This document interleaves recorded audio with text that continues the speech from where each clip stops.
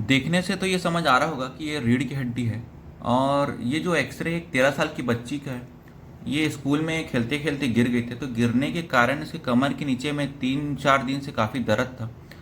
तो 3-4 दिन दर्द होने के बाद ये हमारे पास एक्सरे कराने आई थी, तो हमने इनका एलिस स्पाइन का जो है या सैक्रम का हमने लेटरल पोजीशन में एक एक्सरे किया है। तो एक्सरे करने के बाद जो इनका ये जो कॉक्सिक्स बोन होती है, यहाँ पे एक छोटा सा फ्रैक्चर दिखा हमको।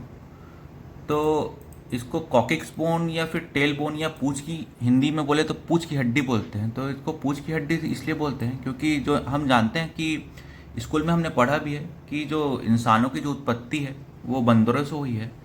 तो जैसे जैसे इंसान इवॉल्वेट होते गए तो ये इनको जो पूंछ है वो गायब होती चली गई। अब इसमें सिर्फ 3 या 5 हड्डी होती है जिसको हम कॉकिक्स बोन बोलते हैं या टेल बोन बोलते हैं। तो ये जो स्पाइन है, यहाँ पे ये जो देख सकते हैं, ये जो रीढ़ की हड्डी होती है, रीढ़ की हड्डी का ये सबसे निचला सिरा होता है जिसको हम टेल बोन या पूंछ की हड्डी बोलते हैं। और यहाँ पे देख सकते हैं ये है, ये इलियम बोन होता है यहाँ पे। ये स्पाइन हो गया रीढ़ की हड्डी, और ये हो गया हिप जॉइंट। तो ऐसा होता है कई बार कि गिरने से या फिर किसी चीज़ से जोर से धक्का लगने से कई बार टेल बोन में फ्रैक्चर आ जाता है।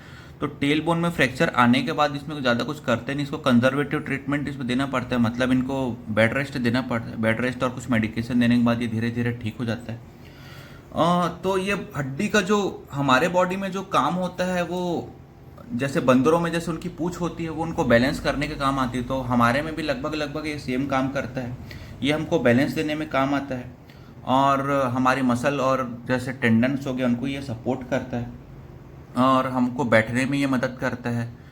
और जो लेडीज़ होती है उनको ये लेबर समय में ये इनको हेल्प करता है। तो ऐसा कुछ कुछ इसका काम हमारे बॉडी में अभी भी है।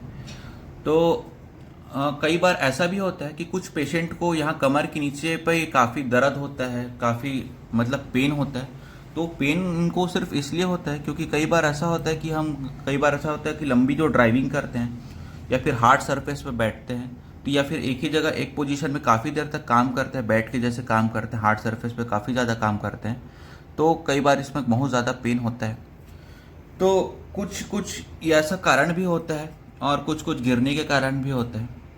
तो इसमें इस एक्सरे में तो बच्ची को गिरने के कारण हुआ था। गिरने के कारण छोटा सा यहाँ पे एक इनके कॉक्सिक्स बोन पे एक छोटा सा फ्रैक्चर हो गया था जिसको हमने बता दिया, और इनको कंजर्वेटिव ट्रीटमेंट की भी ज़रूरत है। धन्यवाद।